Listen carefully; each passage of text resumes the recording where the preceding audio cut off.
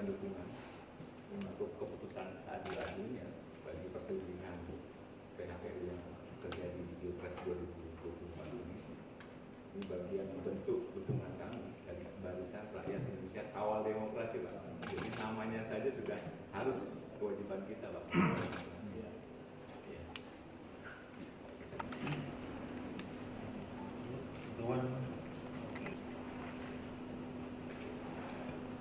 Pak Hengki Irawan.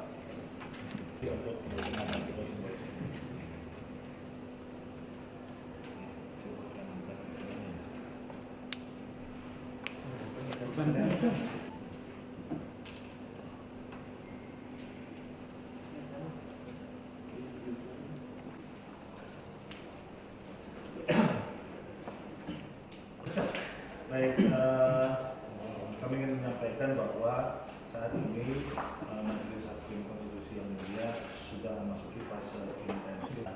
Para Majelis Hakim Konstitusi sudah membaca dan menerima serta menghormatkan amicus curiae yang diterima hingga tanggal 16 April 2024. Sehingga selanjutnya akan tetap kami proses secara administrasi, kami sampaikan kepada Panitra. Terima kasih.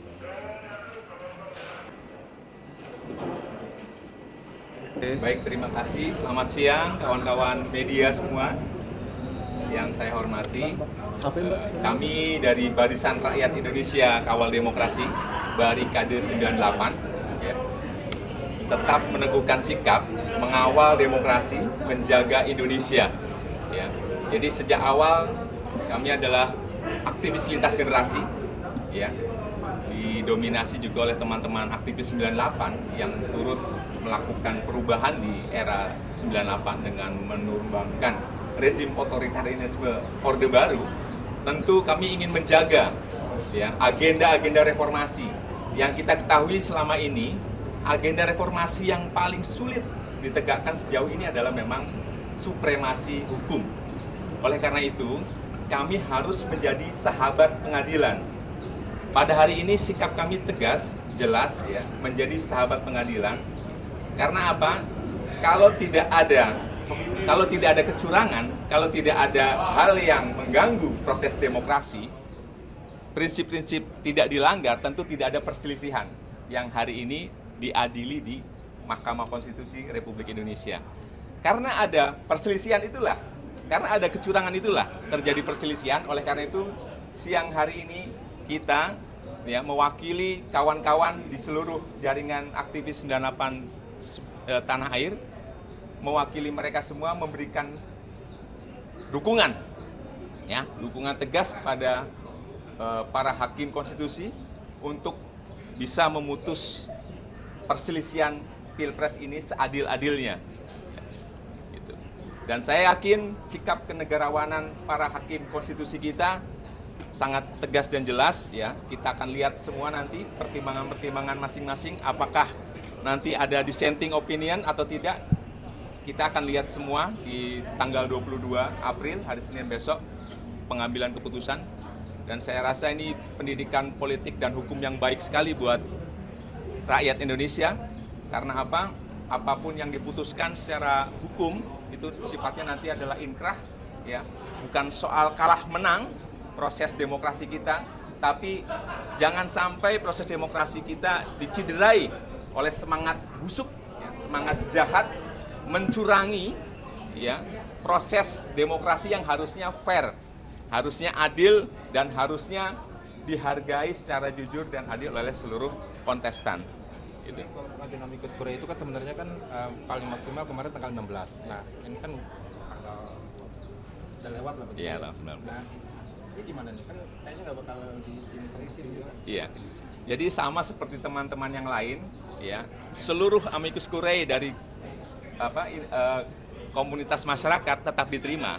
Jadi secara administrasi diterima. Memang yang menjadi pertimbangan atau mohon maaf yang menjadi pendalaman dari hakim konstitusi ada yang diterima sebelum tanggal 16. Gitu. Tapi kami tadi diterima baik dan ini mudah-mudahan menjadi dukungan, ya, moral maupun dukungan etik, dukungan semangat, dukungan keadilan dari masyarakat Indonesia melalui Barikade 98. Bang Hengki, mungkin ada alasan alasan nggak ya kenapa dari Barikade 98 baru sekarang memberikan lagi sekali lagi, kenapa tidak sebelum 16 gitu, biar lebih dipertimbangkan? Iya, ya ini soal timing aja ya, soal waktu. Kan setiap hari selalu ada kan, selama diputuskan tanggal 16 terakhir, tiap hari kan teman-teman pasti ada. Kami berkoordinasi juga dengan teman-teman yang lain. Nah ini hari ini adalah hari di mana pertimbangan-pertimbangan hakim sedang dilakukan di dalam. Nah, kami datang hari ini secara fisik juga supaya meneguhkan dukungan kita tegas kepada mereka agar memutus seadil-adilnya perselisihan PHPU Pilpres 2024. Bang, poin yang ditegaskan dalam Amikus Kurae dari Barikade 98 ini selain memutuskan seadil-adil, ada lagi nggak sih atau mungkin terhadap pemohon lebih ke pemohon atau seperti apa? Ya, tentu ada catatan-catatan dari kami ya. Catatan misalkan kita ingin hakim konstitusi ya yang Mahkamah Konstitusi RI sendiri lahir karena proses reformasi itu harus dijaga. Proses reformasi dan demokrasi harus dijaga. Tidak boleh dianulir, tidak boleh diganggu oleh semangat misalkan mewujudkan politik dinasti, ya kan? Anak keturunan ya menjadi melanggengkan kekuasaan melalui kekerabatan, itu tidak boleh menurut saya. Dan selanjutnya sekian banyak kesaksian dari para ahli maupun kesaksian di lapangan daripada praktisi pemilu kita kan menyatakan memang banyak sekali effort atau nepotisme yang dilakukan oleh penguasa mengintervensi ya proses jalannya pemenangan salah satu paslon di pemilu Pilpres 2024 ini. Bang, Sehingga dalam hari ini mungkin boleh dijelaskan nggak kesimpulannya itu apa sih? Apakah mendukung dari Barikade 98 mendukung PS ulang atau diskualifikasi salah satu paslon? Mungkin itunya ada disebutkan. ya, aktivis 98 menginginkan proses yang adil.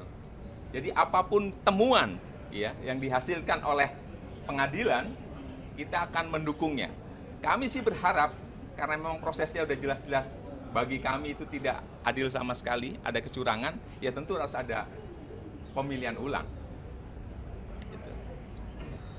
Berarti Barikade 98 merekomendasikan majelis hakim untuk mengabulkan permintaan pemohon ya? Itu salah satu kesimpulan diskusi teman-teman seluruh Indonesia ya, untuk kalau memang ditemukan kecurangan, jelas disimpulkan ada kecurangan, kami meminta ada pemilihan umum Pilpres ulang khususnya, Pilpres ulang ya. Terima kasih, Bang.